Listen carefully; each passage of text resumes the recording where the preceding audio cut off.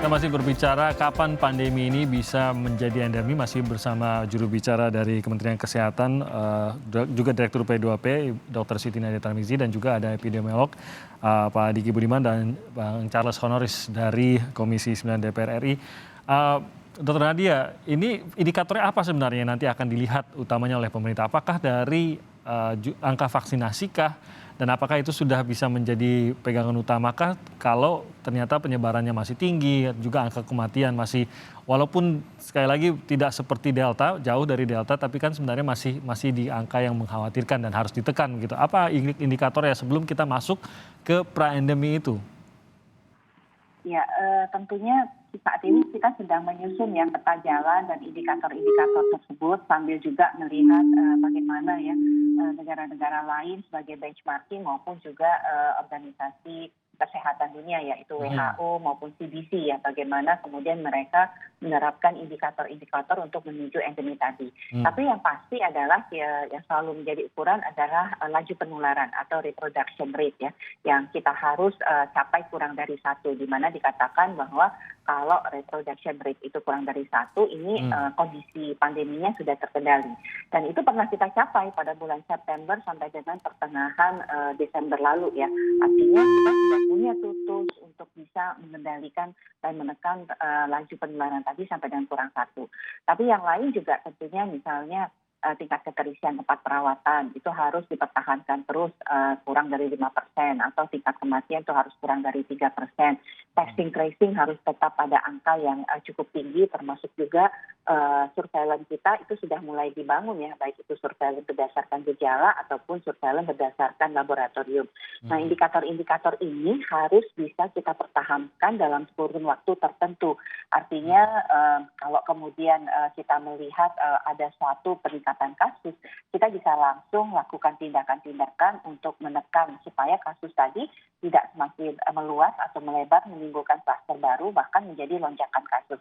Nah, ini hal-hal yang tentunya akan menjadi indikator juga dalam kita menuju endemi tadi, termasuk kesiapan fasilitas pelayanan kesehatan ya.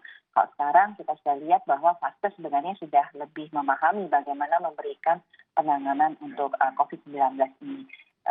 Dan kembali bahwa indikator-indikator ini sambil kita terus ya lihat bagaimana tadi negara-negara lain maupun juga Badan Kesehatan Dunia ini mengarahkan seperti apa yang jadi ukuran untuk kemudian kita dikatakan bisa masuk ke wilayah ataupun ke kondisi endemi tadi. Kalau dari WHO kan juga menargetkan diupayakan pertengahan tahun 2022 dunia sudah keluar dari kondisi darurat pandemi. Itu targetnya begitu. Nah, dari pemerintah Indonesia sendiri walaupun tadi sudah diungkapkan sulit begitu, tapi biasanya apa yang sulit tetap saja diberi target begitu, Bu Nadia. Adakah target kapan kita kira-kira bisa sudah mulai masuk meninggalkan pandemi?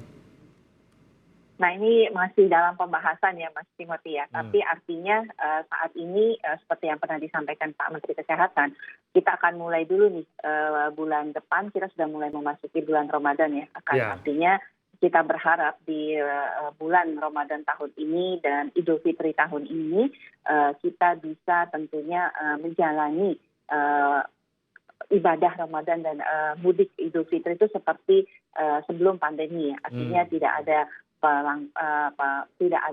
pembatasan, tidak ada kemudian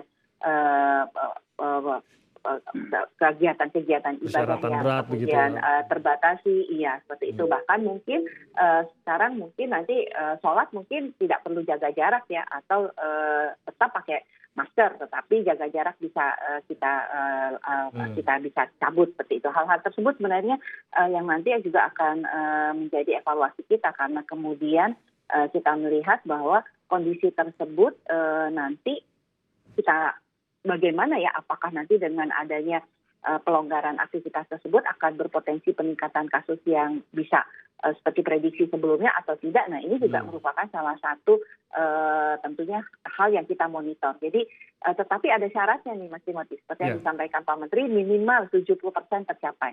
Kalau saat ini 70% dari 208 juta itu sudah tercapai. Nah, tahap berikutnya adalah 70% dari 238 juta yang kita artinya ketahui cakupan vaksinasi termasuk pada anak-anak itu juga harus kita mencapai 70%.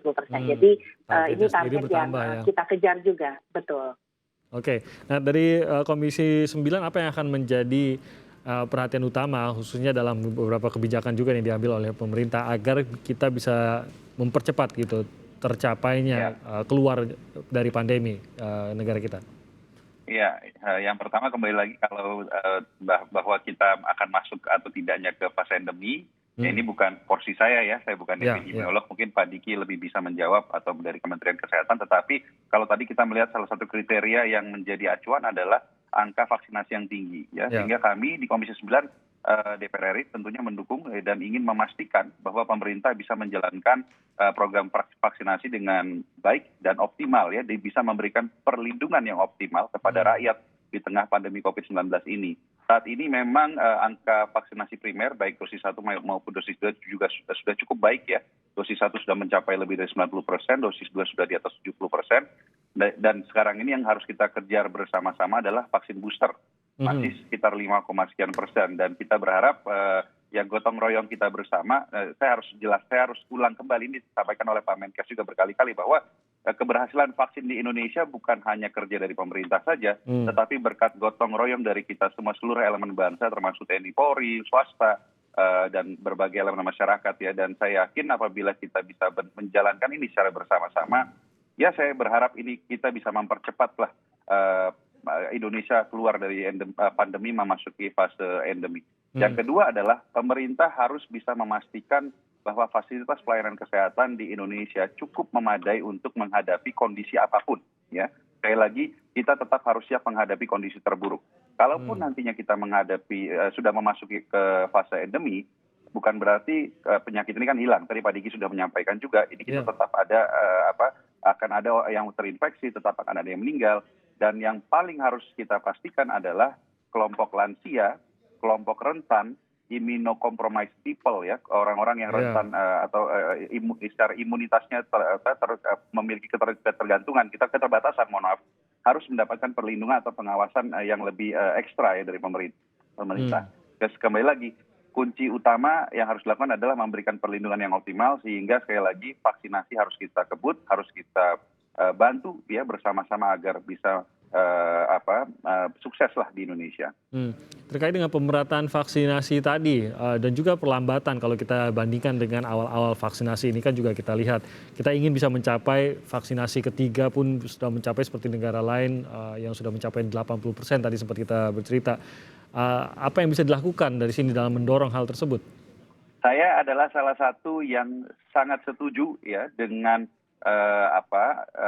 misalkan kita membuat aturan bahwa vaksinasi menjadi prasyarat bagi warga negara untuk bisa mendapatkan layanan publik gitu ya, atau bisa mendapatkan fasilitas tertentu dari pemerintah.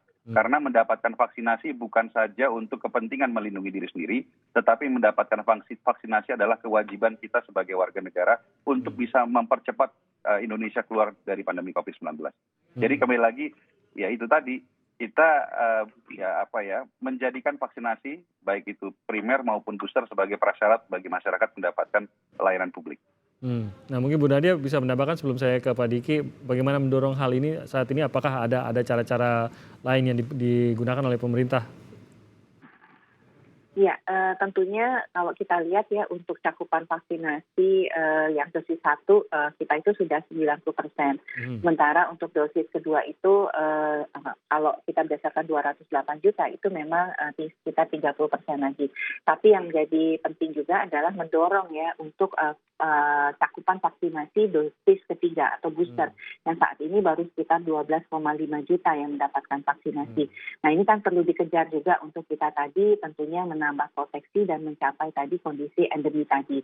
Selain itu juga memastikan yang dosis kedua ini, karena dosis kedua ini kita tahu banyak yang sudah terlewat juga dari waktunya ya, hampir kurang lebih 20 juta. Nah ini yang harus juga artinya sebagian yang harus kita suntik ulang dari dosis 1 dan sebagian harus kita kejar dengan dosis keduanya. Jadi ini PR di samping juga lansia yang masih 50% mendapatkan dosis kedua. Nah cara-caranya ya kembali kita mendorong salah satunya bahwa indikator vaksinasi menjadi salah satu indikator PPKM kabupaten kota, sehingga diharapkan kabupaten kota bisa terus ya konsisten misalnya melakukan vaksinasi door to door ataupun vaksinasi bergerak ataupun juga melibatkan ya saat ini kita mengajak TNI Polri untuk melakukan serbuan vaksinasi di daerah-daerah.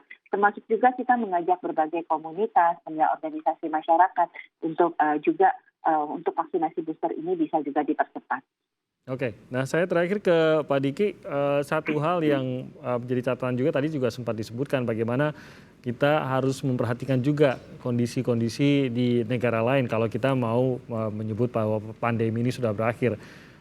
Saya jadi teringat tagline-nya Gavi, Pak Diki, no one is safe until everyone is safe gitu. Tidak ada negara yang sepenuhnya aman sampai semua negara aman atau setiap pribadi kita aman.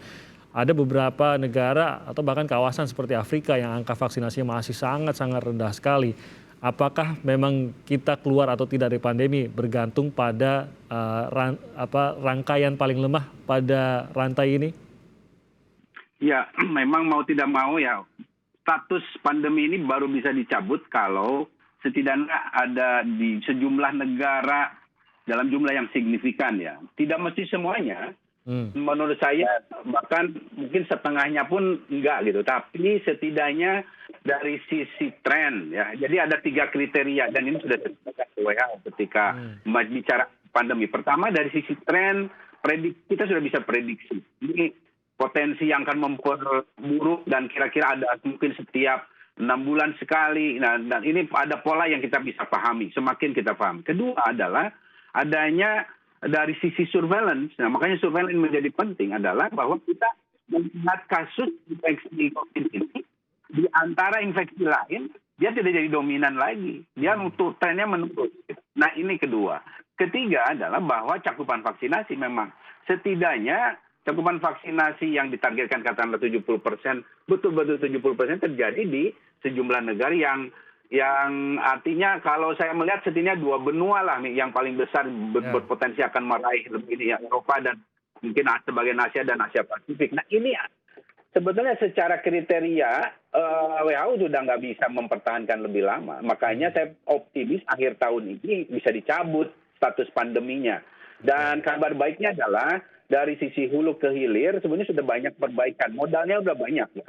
Dan mulai 3 triliun dan sekarang bahkan ada obat ya Barry disebutnya, obat yang bisa merubah status yang parah menjadi bisa bahkan membaik gitu. Ini kan semua ini sudah makin membaik gitu. Nah, ini kabar baik yang tentu mendukung ke arah optimisme akhir pandemi. Tapi sekali lagi ini tidak boleh membuat kita lengah karena apapun kondisi yang tadi disampaikan Pak Timotius di Ukraina lah misalnya, ya bisa aja melahirkan varian baru dan gelombang baru. Nah, sekarang dengan strategi yang sudah kita pahami ini, kita akan bisa harus menyusun strategi yang bisa mengantisipasi sehingga lonjakan yang timbul nggak besar, nggak berdampak besar juga gitu. Dan salah satu kalau bicara booster nih, nanti ada Propindra, nih saya akan lihat Propindra soalnya. Ini penting sekali KIPI ya, masalah KIPI. Karena banyak dari masyarakat kita, ini di studi di berbagai negara ya, kecepatan booster itu nggak secepat 1-2. Karena apa? Karena kombinasinya kan berbeda nih. Banyak orang yang nggak pede, ada yang kena KIPI di suntikan kedua, nggak mendapat literasi yang memadai. Nah ini penting. Makanya semua perbaikan di semua sektor ini saya kira akan semakin mengarah dan intinya Indonesia dalam track yang benar lah. Itu penting. Kalau salah itu yang kita khawatir. Tapi setidaknya sudah benar. Nah, hanya memang harus kita sabar, hati-hati, bertahap. Itu yang kita lakukan. Ya, target kita pasti sama juga. Semuanya pasti ingin menuju ke arah sana, kondisi yang lebih baik, keluar dari pandemi. Tapi jangan terburu-buru, gitu ya. Terburu-buru malah takutnya kesandung dan akhirnya kita, walaupun jangan sampai back to zero seperti kata Pak Charles tadi, tapi harapannya bahwa kita bisa melangkah, walaupun pelan tapi maju terus menuju ke akhir dari pandemi ini. Pak Diki terima kasih, Pak Charles juga terima kasih, Dr. Nadia terima kasih banyak sudah bergabung bersama kami pada pagi hari ini. Semoga sehat-sehat terus.